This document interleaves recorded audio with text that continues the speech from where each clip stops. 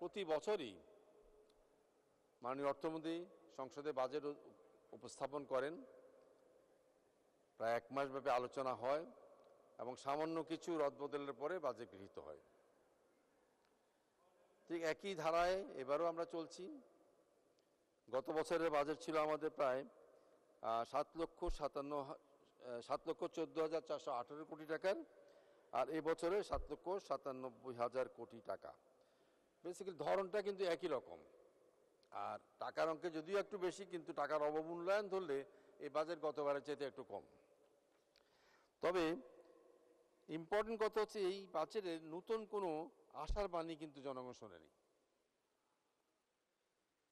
মাননীয় স্পিকার, আমি এই বাজেটের উপরে বিস্তারিত আলোচনা করার সময় হয়তো আমাদের নাই। দুই একটা বিষয় আলোচনা করব। সেটা শুরু করব কালো টাকা সাদা করা নিয়ে। এই প্রক্রিয়ার মাধ্যমে যারা জেনুইন ট্যাক্স পেয়ার আছেন তাদেরকে বরঞ্চ আমরা নিরুৎসাহিত করছি, আর যারা ট্যাক্স দেননি তাদেরকে উৎসাহিত করছি। একজন সৎ ট্যাক্স পেয়ার যখন হাইয়েস্ট লেভেলে পৌঁছান উনি শতকরা 30% ট্যাক্স দেন, আর যিনি দেননি বছরকে বছর তাকে মাত্র 15% ট্যাক্স দিয়ে আমি তার এই টাকাটাকে বৈধ করার ব্যবস্থা করে দিচ্ছি। আমি জানি না কোন বিবেচনা আপনি এটাকে যুক্তিসঙ্গত মনে করুন মাননীয় স্পিকার। এখন জন্ম সনদ দিয়ে খোলো বিকাশ স্টুডেন্ট অ্যাকাউন্ট। নিজের বিকাশ নিজে কর। আর এই কালো টাকা কিন্তু আবার দু রকমের আছে, একটা একটু বেশি কালো আর একটু কম কালো মাননীয় স্পিকার। বেশি কালো হচ্ছে যেটা অর্জনটা অবৈধভাবে এবং করে সম্পদের পাহাড় গড়েছেন এবং ট্যাক্সও দেননি। আর কিছুটা কম কালো বলবো আমি তাকে, যেটা অর্জনের রাস্তাটা বৈধ, যেমন একজন ডাক্তার, একজন লয়ার, একজন বাসার বা বিল্ডিংয়ের মালিক, ভাড়ার মাধ্যমে তারা যে ইনকামটা করেছেন সেটা কিন্তু বৈধ।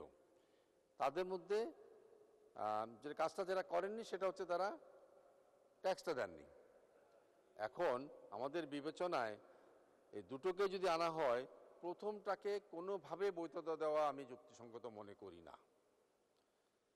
যদি দিতে হয় দ্বিতীয়টাকে দেয়া যায়, যেটা অপ্রদর্শিত আয় সেটাকে বৈধ করা যায়। তবে কিছু কন্ডিশন আমি সাজেস্ট করব। সেটা হচ্ছে, যেহেতু তারা এত বছর ট্যাক্স দেননি, তাদের ট্যাক্সটা নর্মাল ট্যাক্স পেয়ারের সমান হয়ে প্লাস কিছু পেনাল্টি দিতে হবে, 1 নম্বর। 2 নম্বর হচ্ছে তারা এই টাকাটাকে যেন কোনো না কোনো জায়গায় ইনভেস্ট করেন সেই ব্যবস্থা করতে হবে।